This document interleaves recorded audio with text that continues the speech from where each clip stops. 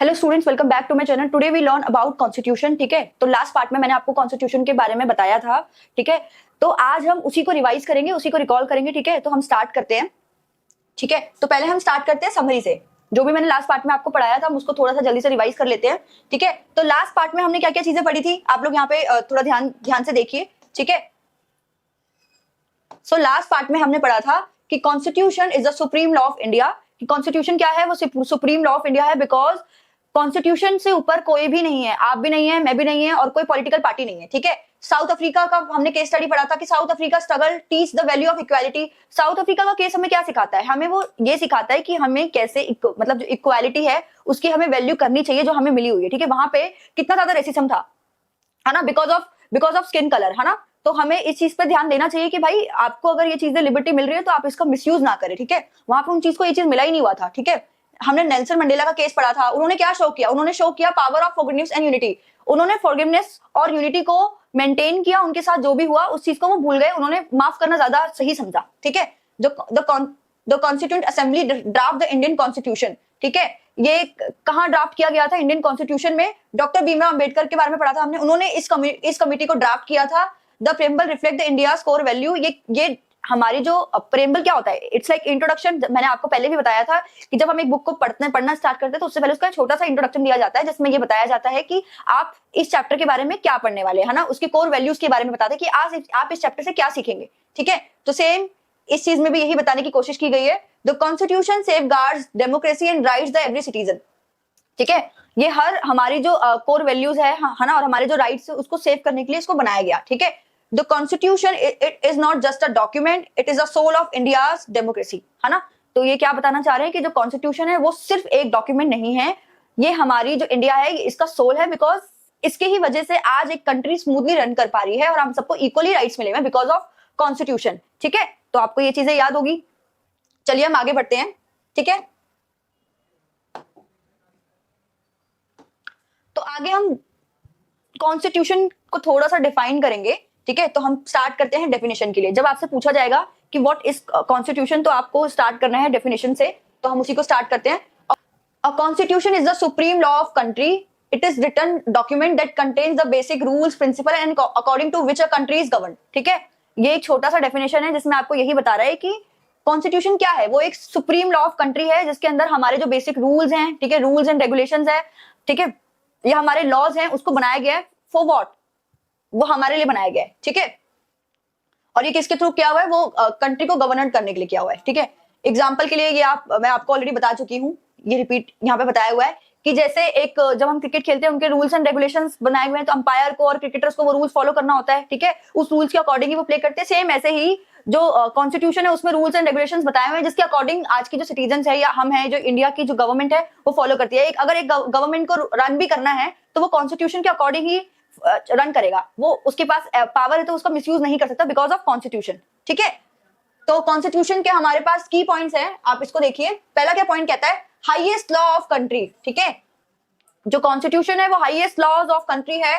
Defines the structure of government. ये क्या करता है, ये स्ट्रक्चर ऑफ गवर्नमेंट को डिफाइन करता है। ठीक है, explain the powers of different organs of government. ये एक्सप्लेन करता है पावर को। ठीक है, protect the rights of citizen. ये हमारे जो राइट्स हैं, जो हमारी वैल्यूज हैं उसको प्रोटेक्ट करता है। ठीक है, no one is above the constitution. जैसे कि मैंने आपको पहले भी बताया था, कोई भी कॉन्स्टिट्यूशन से बड़ा नहीं है, चाहे वो आप हो, ठीक है, या फिर मैं हूं, या फिर गवर्नमेंट हो, या फिर कोई भी पॉलिटिकल पार्टी हो, कोई भी कॉन्स्टिट्यूशन से बड़ा नहीं है।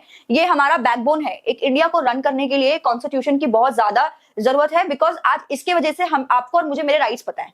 अगर एक ये कॉन्स्टिट्यूशन नहीं होता तो हमें पता ही नहीं होता कि हमारे लिए क्या, मतलब हमारे लिए क्या चीजें बनाई गई हैं, हम किसका यूज कर सकते हैं, है ना। तो ये चीज के कौन बताती है हमें, कॉन्स्टिट्यूशन बताती है। ठीक है, तो कंक्लूजन क्या कहता है, कंक्लूजन कहता है the constitution is the foundation of democratic country because it ensure that everyone follows the same rules, है ना। ये क्या इंश्योर करती है कि सबको सेम रूल्स फॉलो करने हैं, इक्वल राइट्स मिलने चाहिए, इक्वल अपॉर्चुनिटीज मिलने चाहिए। ठीक है, right to speech, right to say anything, ठीक है, या फेडरलिज्म हो गया। ठीक है, कॉन्फ्लिक्ट ना हो, कॉन्फ्लिक्ट को रिड्यूस करने के लिए, ये सारी चीजों के लिए कॉन्स्टिट्यूशन की जरूरत पड़ी है। ठीक है, highest supreme law of land. ठीक है, डेमोक्रेसी को इंश्योर करता है, जस्टिस, इक्वालिटी, लिबर्टी को, राइट को प्रोटेक्ट करने के लिए for the all citizens. Government का जो पावर है उसको डिफाइन करता है, उसके स्ट्रक्चर को डिफाइन करता है, ठीक है। इक्वालिटी, वो जो कॉन्स्टिट्यूशन है इंश्योर करता है कि सबको इक्वल अपॉर्चुनिटीज मिल रही है या नहीं मिल रही, ठीक है। ये इंश्योर करने का काम किसका है? कॉन्स्टिट्यूशन का है। कॉन्स्टिट्यूशन के अकॉर्डिंग ही हमें वो अपॉर्चुनिटी मिलती है, ठीक है। तो आई होप आपको ये चीजें समझ आ गई होगी। हम नेक्स्ट पार्ट पे चले।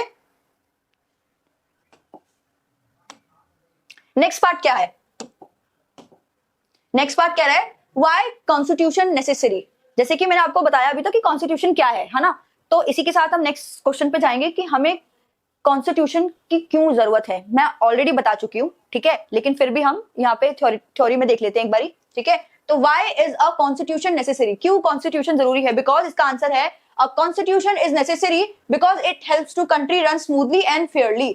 क्यों जरूरी है? बिकॉज स्मूथली और फेयरली, ताकि एक कंट्री स्मूथली रन कर सके और फेयर तरीके से रन कर सके, इसके लिए कॉन्स्टिट्यूशन की हमें जरूरत है, ठीक है। अगर हम की पॉइंट देखेंगे, पहला है give rules to the government, ठीक है, ताकि जो गवर्नमेंट है वो पावर का मिसयूज ना कर सके, ठीक है। दैट्स व्हाई हमें कॉन्स्टिट्यूशन की जरूरत है। It tells the government how to work, ठीक है। अगर गवर्नमेंट काम कर रही है तो वो किसके अंदर काम करेगी? कॉन्स्टिट्यूशन में, ठीक है, कॉन्स्टिट्यूशन के अंदर काम करेगी, ठीक है, ठीक है। सेकंड पॉइंट क्या है? प्रोटेक्ट सिटीजंस राइट, ठीक है।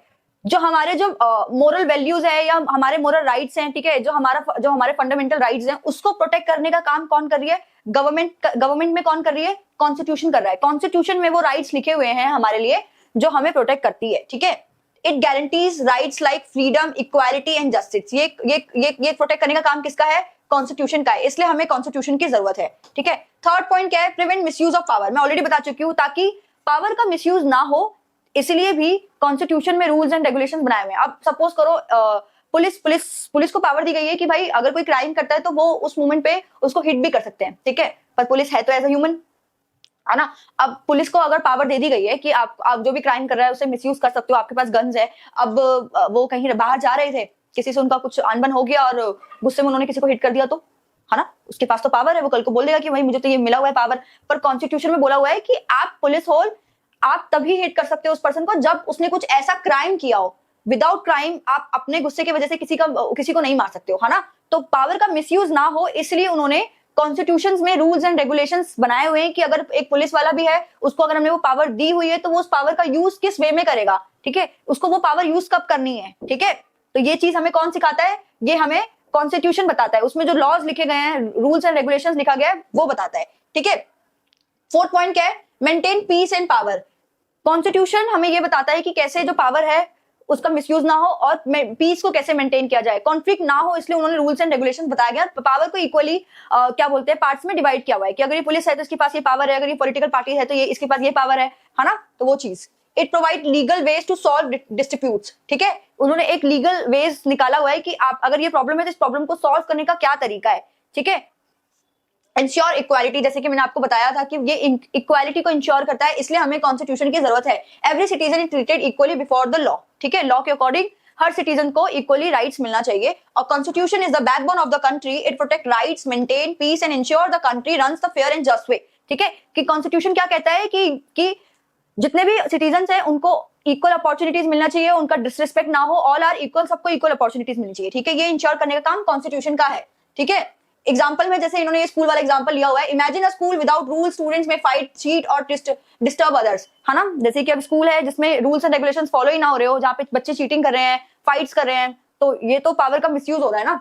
तो अगर स्कूल्स में रूल्स बना दिए जाएंगे कि अगर आप ऐसे फाइट करते हो, किसी को मारते हो, हिट करते हो, तो आपको ये पनिशमेंट मिली जाएगी, तो बच्चे ये चीज रूल्स एंड रेगुलेशन को देख के वो डिसिप्लिन में रहेंगे। तो सेम इसलिए भी एक कंट्री को डिसिप्लिन तरीके से चलाने के लिए रूल्स एंड रेगुलेशन की जरूरत पड़ती है, ठीक है। तो आपको समझ आ गया होगा। तो कंक्लूजन क्या कहता है? कंक्लूजन कहता है without a constitution there would be confusion, injustice और मिसयूज ऑफ पावर। कि विदाउट कॉन्स्टिट्यूशन जो पावर का मिसयूज किया जाएगा और इनजस्टिस नहीं मिलेगा, रूल्स एंड रेगुलेशंस को फॉलो नहीं किया जाएगा। तो आई होप आपकी चीज समझ आ गई होंगी।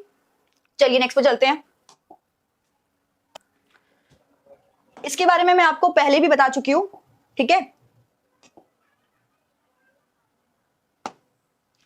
एक्सप्लेन अपार्टेड, ठीक है। इसके बारे में क्या है? अपार्टेड was a system जहां पे racial discrimination in South Africa where the people treated differently based on their skin colour, ठीक है। ये वो एक सिस्टम था, ठीक है, जहाँ पे अफ्रीका में ये उन्होंने डिक्लेयर कर दिया गया था because of their skin colour. मतलब वहां पे इतना ज्यादा उन लोगों के साथ पार्शियलिटी हुआ जा रहा था बिकॉज ऑफ दिस, ठीक है, कि वहां पे क्या था कि वहां पे सिर्फ जो व्हाइट लोग थे, जो व्हाइट पीपल थे, सिर्फ उनको ही पावर मिली हुई थी। जो ब्लैक पीपल थे, non white, not allowed to do anything. मतलब उनके पास कोई भी पावर ही नहीं थी। कितना ज्यादा उनके साथ पार्शियलिटी किया जा रहा था, ठीक है। तो अगर इसका की पॉइंट देखेंगे, ये कब स्टार्ट हुआ? 1948 में स्टार्ट हुआ, जहां पे white minority ruled the country. जहां पे जो माइनॉरिटी पीपल थे, ठीक है, व्हाइट थे, मेजोरिटी ब्लैक थे, लेकिन वो रूल कर रहे थे कंट्री पे because of their skin colour. वो गोरे थे तो उनके पास पावर थी कि आप कुछ भी कर सकते हो। और ब्लैक वाले जो पर्सन थे, ब्लैक पीपल थे, उनको पावर नहीं मिली हुई थी, ठीक है। Black people had fewer rights, उनके पास बहुत कम राइट्स थे, ठीक है। Separate schools, hospitals, buses and public places, मतलब जैसे कि मैंने आपको बताया, उनके लिए सेपरेट स्कूल रख दिए गए थे। अगर वो कहीं पब्लिक प्लेसेस में जाना चाहते हैं, उनके लिए अलग प्लेस है, वो नॉर्मल रेस्टोरेंट में नहीं एंटर कर सकते थे, बसेज अलग थे उनके लिए। तो ये सारे मतलब रूल्स एंड रेगुलेशंस उन्होंने 1948 में बना दिए गए थे। तो ब्लैक पीपल्स के साथ बहुत मतलब उनके साथ उनका बहुत डिसरिस्पेक्ट कर रहे थे वहां पे, ठीक है। Black people could not vote, वो वोट भी नहीं कर सकते थे। ये एंड कब हुआ? 1994 में, जब नेल्सन मंडेला आई, उन्होंने इस चीज के ऊपर आवाज उठाई, ठीक है, कि भाई दिस इज वेरी रॉन्ग। उन्होंने पीस को और यूनिटी को मेंटेन किया, ठीक है। और ये एक एग्जांपल है जहां पे आपको दिखा रहे हैं, imagine two students studying in the same school but only one allowed to use the library because of their skin colour, है ना। कि भाई एक ही दो बच्चे हैं, एक काला है एक गोरा है, लेकिन जो गोरा है उसको लाइब्रेरी यूज करने दिया जा रहा है, जो बेचारा बिकॉज वो डल दिखता है तो बोल दिया है भाई आपको लाइब्रेरी नहीं मिलेगा यूज करने के लिए। तो कितना मतलब ये डिसरिस्पेक्ट है एक बच्चे का, उसके मोरल वैल्यूज को डाउन करने का। तो सेम अफ्रीका में भी जो ब्लैक पीपल थे, उनके मोरल वैल्यूज को मतलब इतना ज्यादा डिसरिस्पेक्ट किया गया कि बेचारे डिमोटिवेट ही हो गए एक तरीके से, कि भाई हमने ऐसी क्या गलती कर दी because of their skin colour, है ना। सेम ये चीज था। तो अपार्थाइड में भी सेम ऐसा ही सिमिलर तरीके से उनके साथ उनको ट्रीट किया गया। तो ये स्टार्ट कब हुआ? 1948 में। क्या था ये? डिस्क्रिमिनेशन था, people treated differently because of their skin colour. वहां पे राइट्स नहीं थे ब्लैक पीपल को, उनको बहुत कम राइट्स मिले हुए थे। रेजिस्टेंस था, पीपल प्रोटेस्टेड अगेंस्ट इनजस्टिस, उन्होंने इसके खिलाफ आवाज उठाई, ठीक है। एंड 1994 में ये खत्म हो गया बिकॉज ऑफ नेल्सन मंडेला, ठीक है। उन्होंने इस चीज के ऊपर आवाज उठाई। Apartheid was an unfair system that violated equality and human rights, है ना। ये एक सिस्टम था जो इनइक्वालिटी को प्रमोट कर रहा था, ठीक है, और ह्यूमन राइट्स को खत्म करने का मतलब ह्यूमन राइट्स उनके पास थे ही नहीं, उस चीज को दिखाता था, ठीक है। आई होप आपको ये समझ आ गया होगा। तो हम आगे बढ़े। मैं आपको पहले ही बता चुकी थी नेल्सन मंडेला के बारे में, ठीक है। अब यहाँ पे थोड़ा सा और हम नेल्सन मंडेला के बारे में पढ़ते हैं। तो क्या यहाँ पे क्या लिखा है, आप थोड़ा सा देखो। Right a notes on Nelson Mandela, ठीक है। तो उनके बारे में थोड़ा सा नोट है, ठीक है, आप इसके थ्रू याद कर सकते हैं। तो क्या बोल रहे हैं आंसर में, क्या लिखा हुआ है? Nelson Mandela was a great freedom fighter and the first black president of south Africa, ठीक है। वो एक बहुत ज्यादा ग्रेट फ्रीडम फाइटर थे, ठीक है, और वो साउथ अफ्रीका के पहले ब्लैक प्रेसिडेंट बने थे, ठीक है, जिन्होंने ये कब हुए थे? ये 1980 में बॉर्न हुए। फॉट अगेंस्ट अपार्थाइड, उन्होंने अपार्थाइड के अगेंस्ट फाइट की, ठीक है, ठीक है। स्पेंड 28 ईयर्स इन प्रिजन, उन्होंने 28 ईयर्स प्रिजन में निकाले। वो कब बाहर आए? ठीक है, रिलीज इन 1990 में वो बाहर आए, बिकेम प्रेसिडेंट इन 1994। और वो किस चीज पे बिलीव करते थे? वो बिलीव करते थे पीस पे, इक्वालिटी पे एंड फॉरगिवनेस पे। उनके साथ जो भी बुरा व्यवहार हुआ उस मोमेंट पे, ठीक है, उनका इतना ज्यादा डिसरिस्पेक्ट किया गया because of their skin colour, तो वो जब प्रेसिडेंट बने उन्होंने इन सारी चीजों को माफ किया, ठीक है। वो चाहते तो जब एज अ प्रेसिडेंट वो इस चीज का बदला ले सकते थे, लेकिन नहीं, उन्होंने क्या सिखाया कि दिस इज रॉन्ग, अगर मैं भी सेम चीज करूंगा तो मेरे और उन लोगों में फर्क क्या रह जाएगा। तो मैं यूनिटी को मेंटेन करूंगा, पीस को मेंटेन करूंगा, और मैं ह्यूमन राइट्स को प्रोटेक्ट करूंगा, ठीक है। इस चीज के खिलाफ, इस चीज को उन्होंने प्रमोट किया, ठीक है। तो instead of taking revenge after becoming president, Mandela forgive those who had apprised him and work the unite the country. उन्होंने किस चीज के ऊपर काम किया? कंट्री को यूनाइट करने के ऊपर काम किया। मैं ऑलरेडी आपको बता चुकी थी, Nelson Mandela life teach us that courage, patience and forgiveness and can change the world. उन्होंने किस चीज के ऊपर काम किया? उन्होंने वर्ल्ड को चेंज करने के ऊपर काम किया। जो लोगों की मेंटालिटी थी ना कलर्स के ऊपर, कि भाई अगर ये काले हैं तो इनको वो राइट्स ही नहीं है, मैं गोरा हूं तो मेरे पास बहुत ज्यादा राइट्स है, ठीक है, या मिलने चाहिए, इस चीज को उन्होंने खत्म करने के लिए आवाज उठाई, ठीक है। तो for to be free it not merely to cast of one's chain but to live in the way that respect and enchants the freedom of other। ये नेल्सन मंडेला का कहना था। नेल्सन मंडेला का जो लाइफ लेसन में उनका rules में क्या था? True leadership is about forgiveness, peace and unity, जैसे कि मैंने आपको बता दिया है। तो नेल्सन मंडेला वो पर्सन थे जो यूनिटी को मेंटेन करने के लिए आए थे आगे, जो पीस को मेंटेन करते थे, और उन्होंने ये बताया कि आप किसी पर्सन को because of their skin colour उनके साथ मिसबिहेव नहीं कर सकते। वो पर्सन भी उतना ही हकदार है जितना कि आप हो, ठीक है। कलर्स पे क्यों जा रहे हो, है ना। तो इस चीज के उन्होंने आवाज उठाई और वो एक पहले प्रेसिडेंट बने, ठीक है, साउथ अफ्रीका के, जो ब्लैक पीपल में से थे, ठीक है। हम आगे बढ़े, इसमें क्या बोल रहा है, describe the roles of the constitution assembly, ठीक है। अब ये थोड़ा सा कॉन्स्टिट्यूशन असेंबली के बारे में इसको थोड़ा सा डिस्क्राइब कर रहा है, ठीक है। तो हम स्टार्ट करते हैं। Constitution assembly was form to prepare constitution of India. ये क्यों असेंबली बिठाई गई थी, ताकि जो वो डॉक्यूमेंट था, जो इंपॉर्टेंट डॉक्यूमेंट था, ठीक है, उसको ड्राफ्ट करने के लिए, ठीक है। तो जितने भी कम्युनिटी के लोग थे वो सारे असेंबली में साथ थे, उन्होंने इसके ऊपर डिस्कशन किया, डिबेट्स हुए इस पे, क्या राइट्स है क्या रॉन्ग है, ठीक है, इन सब पे। तो अगर हम इसका की पॉइंट देखेंगे, कब फॉर्म हुआ, 1946 में। Included representatives from different religions and communities. Different caste के लोग आए, रिलीजन्स के आए, अलग अलग कम्युनिटी के लोग आए, उन सब ने एक साथ आके असेंबली में इस चीज के ऊपर डिस्कशन किया, डिबेट्स किया, तब जाके एक कॉन्स्टिट्यूशन फॉर्म हुआ, ठीक है। डिस्कस एवरी आर्टिकल केयरफुली, हर एक आर्टिकल को बहुत केयरफुली पढ़ा गया, ठीक है। To nearly 3 years to complete the constitution, मतलब कम से कम 3 साल इसको लग गए बनने में। adopted the constitutions on 26 November 1944। और ये कब अडॉप्टेड किया गया, 26 नवंबर 1949 में, सॉरी मैंने 44 बोला, 26 नवंबर 1949 में इस चीज को अडॉप्टेड किया गया, ठीक है। तो अगर हम देखेंगे ये कब फॉर्म हुआ, 1946 में। Representative forms different regions, religion and communities, took nearly 3 years to complete, इसको 3 साल लग गए बनने में। अडॉप्टेड द कॉन्स्टिट्यूशन 26 नवंबर 1949 में इस चीज को अडॉप्ट किया गया, ठीक है। तो ये बता रहा है कि कॉन्स्टिट्यूशन को बनने में कितना टाइम लगा, 3 साल लग गए, ठीक है। 26 नवंबर 1949 को इसको अडॉप्ट किया गया, ठीक है। और ये इस पे मतलब बहुत ज्यादा इसके ऊपर डिस्कशन किया, डिबेट्स किया, तब जाके एक ये कॉन्स्टिट्यूशन हमारा रेडी हुआ, जो आज जिसकी वजह से हमारी जो कंट्री है वो रन कर रही है, ठीक है।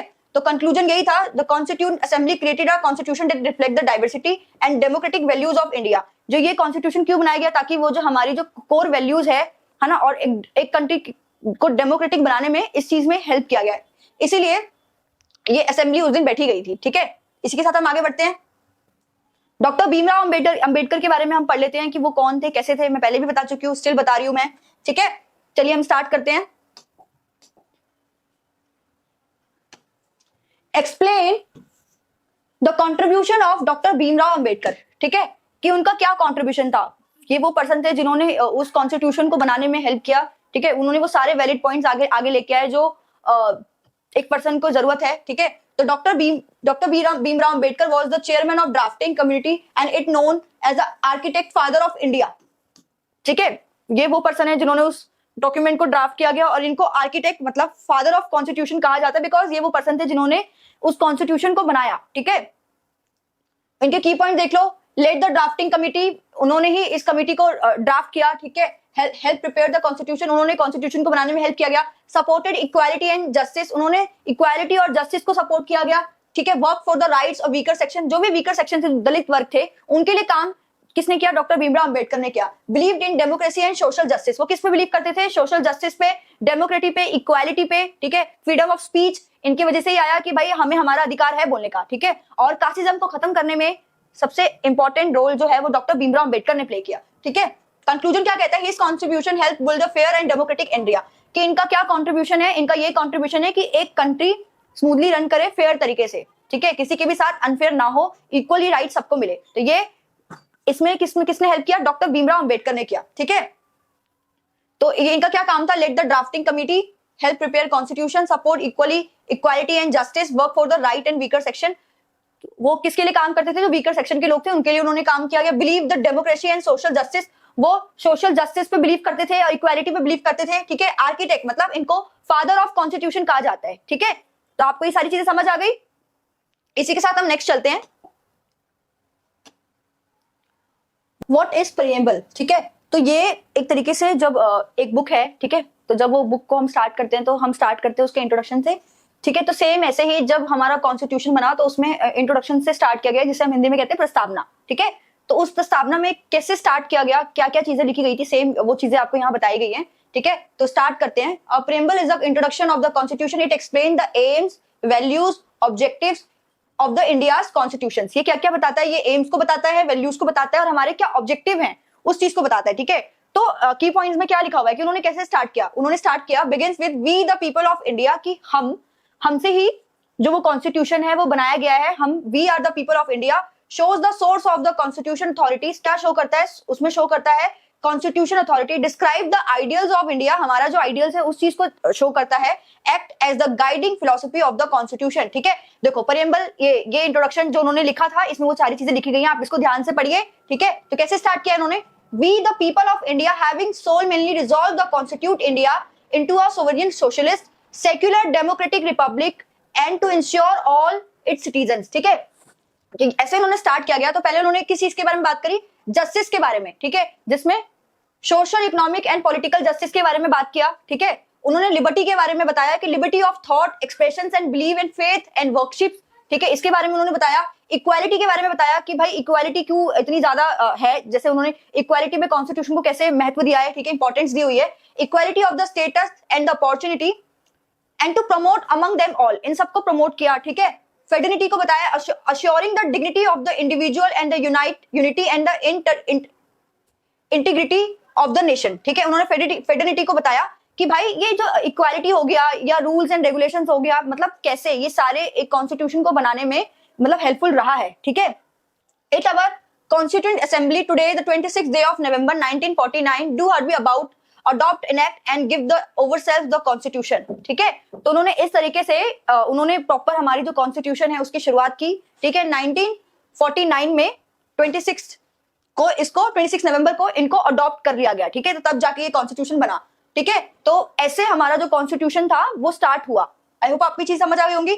The preamble is the soul of the constitution, it shows the dreams, values and objective of the country. ये किस चीज को शो करता है, ये हमारे ड्रीम्स को, हमारे उद्देश्य को, हमारे मोरल वैल्यूज को, इन चीजों को रिफ्लेक्ट करता है। ठीक है, and guide us towards the better future, और ये किस चीज को लेके गाइड करता है, ये एक बेहतर कल को लेके हमारा जो फ्यूचर है वो कैसे बेटर बनेगा, इस चीज को डिस्क्राइब करता है। ठीक है, तो ये कॉन्स्टिट्यूशन हमारी हेल्प करता है to maintain peace, conflict and make better future. ठीक है, ताकि हम फ्यूचर में ग्रोथ कर सके एक कंट्री को रन करने के लिए, इसलिए कॉन्स्टिट्यूशन की जरूरत है। आई होप ये चीज समझ आ गई होगी आपको। ठीक है,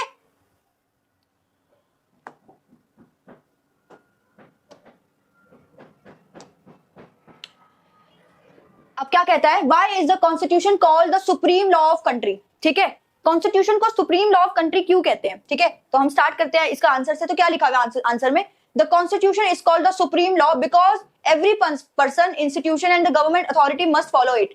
क्योंकि चाहे आप हो, मैं हो, या गवर्नमेंट हो, या कोई भी पॉलिटिकल पार्टी हो, उन सबको कॉन्स्टिट्यूशन को फॉलो करना पड़ेगा, इसलिए कॉन्स्टिट्यूशन को हम सुप्रीम लॉ ऑफ गवर्नमेंट कहते हैं। ठीक है, की पॉइंट्स देख लीजिए, highest law of India because ये सबसे हाईएस्ट है सभी लॉज ऑफ इंडिया में। ठीक है, parliament can not make law against it, parliament इसके अगेंस्ट में कोई भी लॉ नहीं बना सकती। Court can cancel unconstitutional laws, court जो अनकॉन्स्टिट्यूशनल लॉज है उनको कैंसिल कर सकती है। प्रोटेक्ट फंडामेंटल राइट, ये हमारे फंडामेंटल राइट्स को प्रोटेक्ट करता है। Ensure equalities before law. ठीक है, ये किस चीज को प्रमोट करता है, इक्वालिटी को प्रमोट करता है। ये कॉन्स्टिट्यूशन में जो रूल्स एंड रेगुलेशंस बनाए गए हैं ये इंश्योर करता है कि सबको इक्वल राइट्स मिले हैं या नहीं। ठीक है, the constitution is the highest law of India, it protects our rights and ensure fair and just society for all. है ना, ये किस चीज के लिए है, ये हमारी सोसाइटी के लिए, आपके लिए, मेरे लिए, कि हमें वो इक्वली राइट्स मिले हैं या नहीं। तो ये कॉन्स्टिट्यूशन इस चीज को प्रोटेक्ट करता है। ठीक है, इसलिए इसको हम सुप्रीम लॉ ऑफ, मतलब सबसे ज्यादा हाईएस्ट मानते हैं। ठीक है, तो if parliament pass a law that violate the constitution, the supreme court can declare it invalid. मतलब अगर पार्लियामेंट है वो कुछ रूल्स एंड रेगुलेशंस को पास करता है। ठीक है, और अगर वो गवर्नमेंट, मतलब उनको लगता है क्या बोले कॉन्स्टिट्यूशन, अगर सुप्रीम कोर्ट को लगता है कि रॉन्ग है तो वो इस चीज को मतलब वो पास नहीं करेंगे। It's depends on supreme court की, उनको अगर ये चीजें राइट लगती है तभी वो रूल्स एंड रेगुलेशंस पास होगा कॉन्स्टिट्यूशन में, वरना वो नहीं होगा। तो पावर किसके पास है, सुप्रीम कोर्ट के पास है। सुप्रीम कोर्ट जो बोलेगी वही करना पड़ेगा। ठीक है, the constitution stands above the all other laws and authorities. Constitution किस पे स्टैंड करता है, जो भी all other laws and authorities है उन सब पे स्टैंड करता है वो। तो ये सब एक सुप्रीम लेवल पे आता है। ठीक है, इसके अंदर ही हम सबको रूल्स एंड रेगुलेशंस को फॉलो करना होगा। ठीक है, तो दैट्स व्हाई जो हम कॉन्स्टिट्यूशन है, सुप्रीम लॉ, हमें उसकी जरूरत है। ठीक है, समझ आ गया आपको।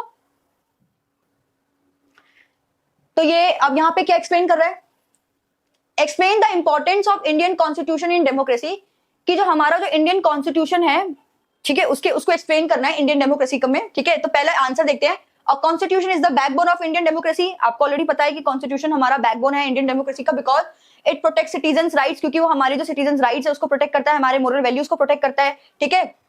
And ensure that government works according to the law, और ये इंश्योर करता है कि जो गवर्नमेंट जो काम कर रही है वो जो रूल्स एंड रेगुलेशंस जो कॉन्स्टिट्यूशन में बनाए गए हैं वो उसके अंडर में काम कर रही है या नहीं कर रही है, इंश्योर करने का काम किसका है, कॉन्स्टिट्यूशन का है, ठीक है। की पॉइंट देख लेते हैं, protect fundamental rights, maintain democracy, limits government power, government की पावर को लिमिट्स में रखता है ताकि वो मिसयूज ना कर सके, ठीक है। प्रमोट इक्वालिटी एंड जस्टिस, वो इक्वालिटी और जस्टिस को प्रमोट करता है, ठीक है। Ensure free and fair elections, free and fair elections को प्रमोट करता है। प्रोटेक्ट माइनॉरिटी राइट्स, जो भी दलित वर्ग है उनके राइट्स को प्रोटेक्ट करता है, ठीक है। Maintain unity and diversity, unity and diversity को प्रोटेक्ट करने का काम किसका है, इसका है, ठीक है। The final conclusion is the Indian Constitution is the backbone of democracy. It protects our rights, limits the power of the government, promotes justice, liberty, equality, and fraternity, and ensure that Indian remains a democratic, secular, and united nations. ठीक है। तो final conclusion क्या कहता है कि ये ensure करता है कि जो हमारी जो डेमोक्रेटिक कंट्री है उसमें रूल्स एंड रेगुलेशंस फॉलो हो रहे हैं या नहीं हो रहे हैं। ये पीस को मेंटेन करने के लिए ये रूल्स एंड रेगुलेशंस लेके आए ताकि आपकी और मेरे जो राइट्स है, जो फंडामेंटल राइट्स है, उसका मिसयूज ना हो, ठीक है। और जो गवर्नमेंट है वो पावर का मिसयूज ना करे, ठीक है। इस चीज के लिए कॉन्स्टिट्यूशन को लेके आया गया, ठीक है, गवर्नमेंट ने, इंडियन गवर्नमेंट में डेमोक्रेसी को मेंटेन करने के लिए, ठीक है।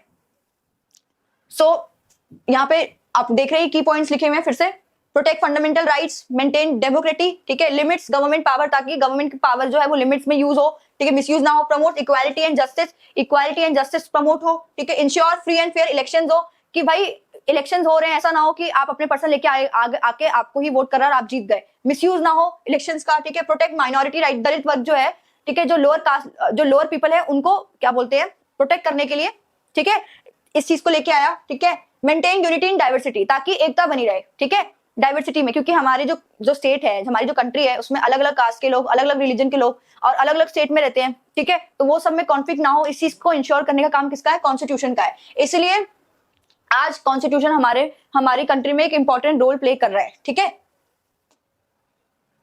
सो आई होप आपको ये समझ आ गया होगा अभी तक में, ये जितने भी मैंने इंपॉर्टेंट क्वेश्चंस थे और उनको एक्सप्लेन किया था, ठीक है। अगर आपको किसी भी क्वेश्चंस में डाउट लग रहा है तो आप कमेंट में जाके मुझसे पूछ सकते हैं, मैं आपको उसका आंसर करूंगी।